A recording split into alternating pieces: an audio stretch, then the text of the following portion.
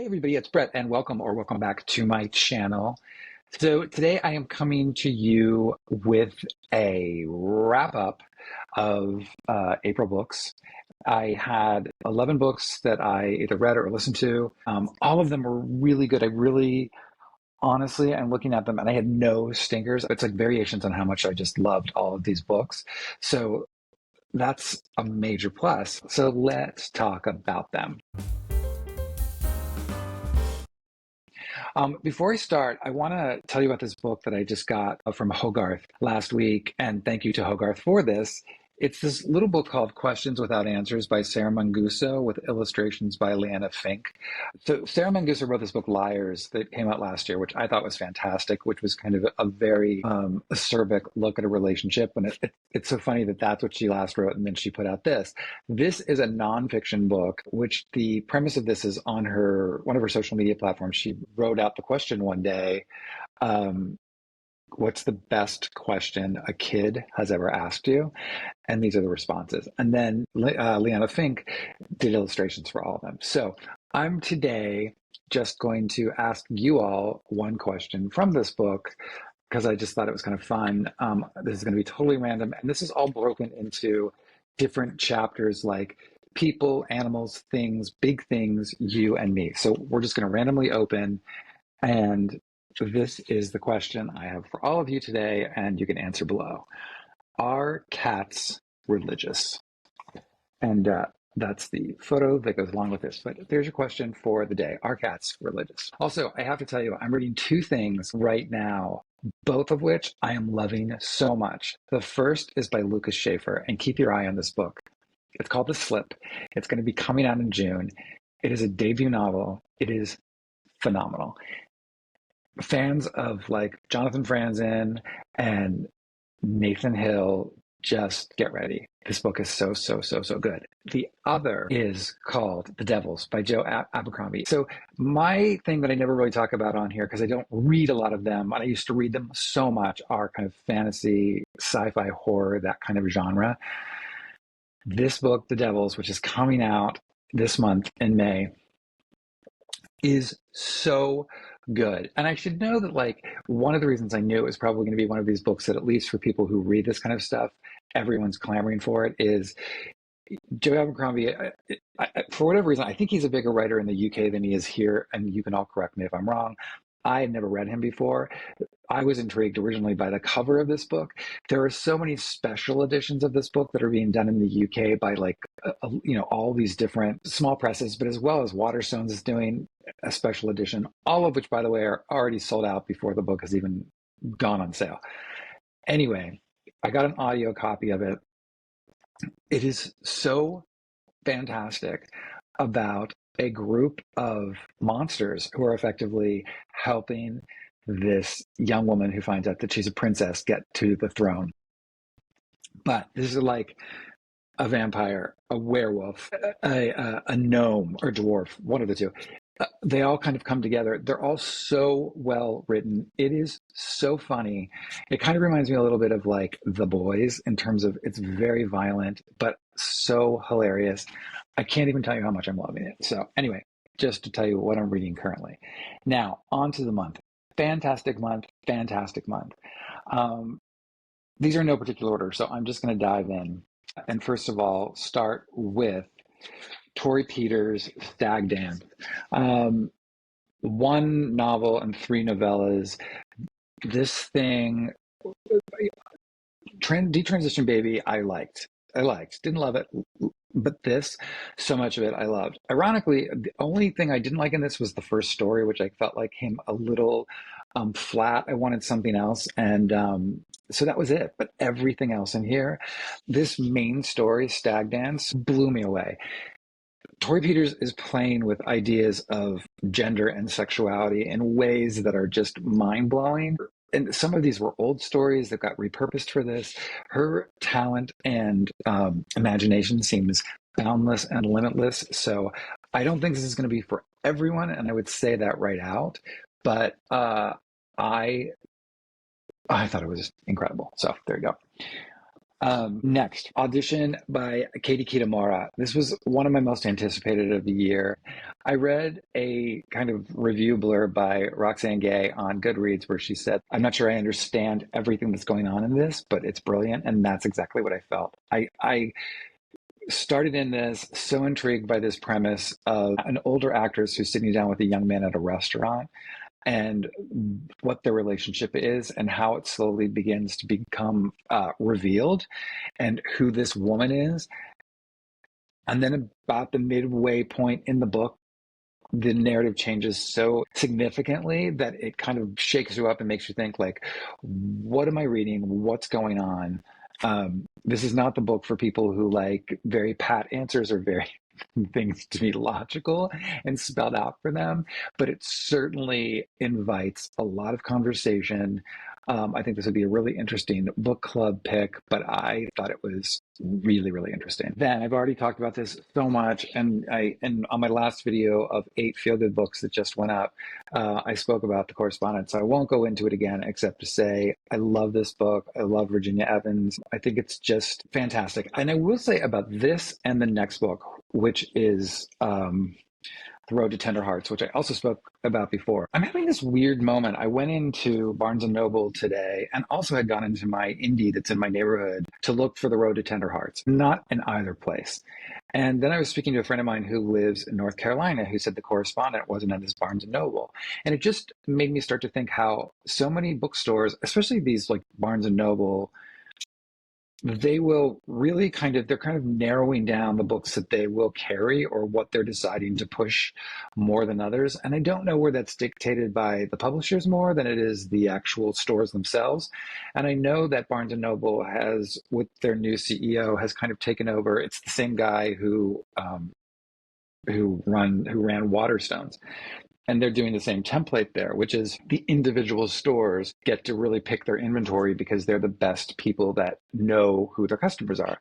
So he wants the stores to operate like indie bookstores, despite the fact that they're a chain. But it's amazing to me that some of these, especially Annie, who wrote Road to Tender Hearts, is not a debut novelist, but like Virginia is. So it also kind of reiterated for me as I was thinking about this driving in my car today, that how important it is for me that a lot of times when I'm doing the podcast and interviewing these authors, that I am, and it was one of my focuses, is to put a large focus on debut authors because I think so many of them get lost in the shuffle. And it's just so important because, again, so many of my favorite books are being written by debut authors. And I want them, and I hope that they get the exposure that they need. So all that to say, it kind of bummed me out about both of these books because Annie's had other stuff out and that I've been to 3 stores now and haven't seen her stuff. Interestingly, my indie did have The Correspondent. So The Correspondent I loved. Road to Tender Hearts, also loved, which I again talked about under my 8 books to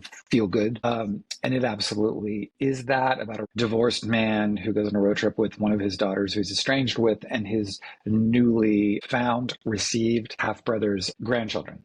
And it's great. It's great. It's a road trip novel. It's a family novel. And it's great. It's great. Okay. So then The Lilac People by Milo Todd. First of all, just take in this beautiful cover, which I don't even know if you're getting because it's probably not the resolution I'm recording in. As you get further down on this beautiful cover, this becomes almost like a weave where the grain is. So it's stunning. Incredible book. This just came out last week. Milo Todd, by the time this airs, he will have already been on the podcast with me. Such a important book. This is set in World War II with the rise of Hitler. It's set in Berlin, and it is about a group of people, queer, transgender, but specifically transgender, female to male, who escape the war and live out on a farm, kind of protected. And one day, a man shows up on this farm after the liberation of the camps has taken place. But what a lot of people, myself included, did not know is when the camps were liberated, anyone who was in the camp who was queer was then arrested and put in jail. And this particular man, who happens to also be transgender, escapes and shows up in the fields behind this farm. It is so good. And it is really a historical piece. And so many of the people that he's referencing in this book are real and had no idea. I mean, if you know the musical Cabaret, you'll get kind of what Berlin was at that time because that was it. And it's exactly then. But all of the things that he's talking about in this book existed, including many of the people in this book, including Christopher Isherwood is referenced, and he ran in these circles. And it's unfortunately too timely with what's happening in America right now, because it seems like it's all starting again. But it really, really, really a riveting and heartbreaking, but beautiful book. Speaking of heartbreaking, Things in Nature Merely Grow by Yiyun Li. Oh my gosh, this book. You could see that I marked it all up.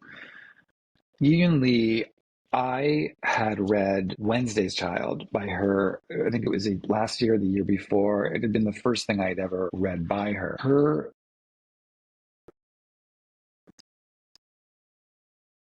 This is basically both of her sons at two different times in their lives committed suicide. She wrote about when her first son committed suicide, and she wrote that story. And then last year, her second son, who was 19 years old, also took his life. And it says on the back, it's a defiant work of radical acceptance as she considers the loss of her son, James. It's weird because you would think that this is just like horribly depressing, and it is devastating. And I really can't even grapple with the loss of a loss like this, but it is also incredible.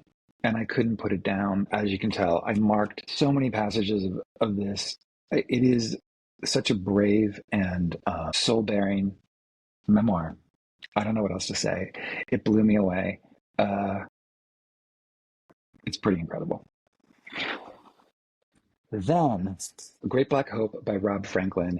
This is another one of these books I'm starting to see everywhere. Rob Franklin, this is his debut novel. This is about a gay young Black man living in New York City who is with a very, very white but very affluent crowd who gets caught one night with some cocaine on his person, and what happens and how he kind of descends through the system.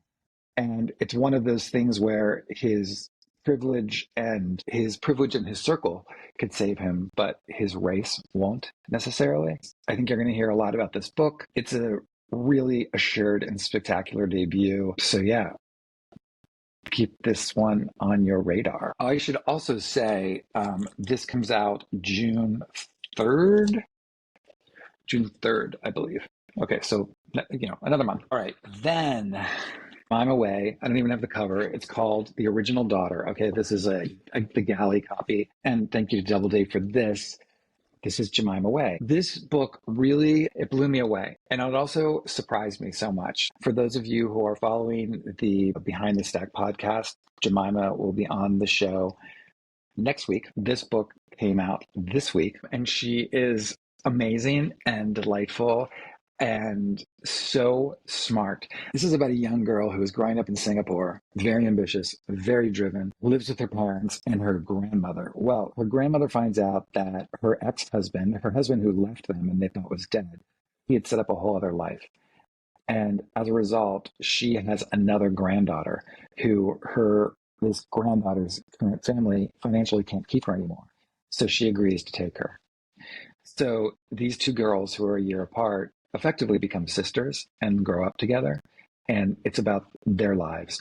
It is, first of all, I didn't know very much about Singapore or the community or everything around that. And so the drives for education and for being the best, but also the ambition of these two girls. And it also brings in social media to a lot of it, which is also part of Jemimah's life and her own story. It is really, really, really in-depth, stunning writing, nuanced, beautiful, a really moving portrait of these two girls. So absolutely put this one on your radar. Jemimah was also recognized by the National Book Foundation this year for one of 5 writers under 35, and she's one of them. So Anyway, okay. And then The Pretender by Jo Harkin, who was also on the podcast. I loved this book so much. And I said on the podcast, for any of those, if you've not seen it, that was getting comped to Wolf Hall. And I read Wolf Hall, but kind of got bored and just didn't dive in like probably I should have. This, I ate up like a freaking hot fudge sundae. It is so good. Based on the true story that he's the rightful son of the Earl of Warwick. And is it true or is it false? And what happens? And these people that are going to try to put him on the throne. I will say this, if you're someone who's ever seen the show The Great, that's the Hulu show with Elle Fanning and Nicholas Hoult, and you like that show, this book will be your catnip. It is fantastic. It's so funny. The dialogue is so crackling. I fell in love with it. It's great. All right. And then two other books on audio. One I talked about in my 8 feel-good book, which is John Kenney's I See You've Called In Dead. I really liked this book about an obituary writer who is divorced and kind of down on his luck, and one drunken night haphazardly writes his own obituary and accidentally publishes it, and what happens. It's great on audio, which is also where I listen to it. And so check that one out. And I talk more about it again in my 8 feel-good books. And then the last is a nonfiction book, which is Careless People by Sarah Wynn-Williams. Sarah Wynn-Williams worked for 7 years at Facebook, kind of at its inception, and what happened. And she kind of was a whistleblower in writing this. And her kind of expose about what it was like working for Facebook and how horrible it all is, and what these people are willing, Mark Zuckerberg and folks are willing to sacrifice in order to become bigger and more successful. I found it riveting. I thought the structure of the book, I couldn't stop listening to it. I kind of flew through it. There were many times that I was like, girl, leave, please get out. But she didn't, and she stayed. I can't even say it's a cautionary tale, but it will make you rethink social media a lot, and especially Meta, which includes Instagram and WhatsApp and Facebook, in terms of what they're doing and how complicit they are in many things that are going on in the world, not the least of which is Donald Trump's reelection. So there you go. There are the 11 books that I read this month. Tell me, are there any that you read, any that you liked? Again, these were all winners to me. There wasn't a flunker in the bunch. So yay me. But again, let me know what you're reading. Let me know what you're thinking. Let me know if you think cats are religious. I'll be back to talk about what I'm going to try to read in May. I'm cramming interviews in right now for Behind the Stack because I'm going to be moving at the end of July. And so my life is going to be transitioning a bit, and I'm trying to get stuff banked so it can all just go up. So content might go down and up depending. We'll have to see. But that's just what's going on. But anyway, all right, folks. Thank you for being here. And I'll see you all soon.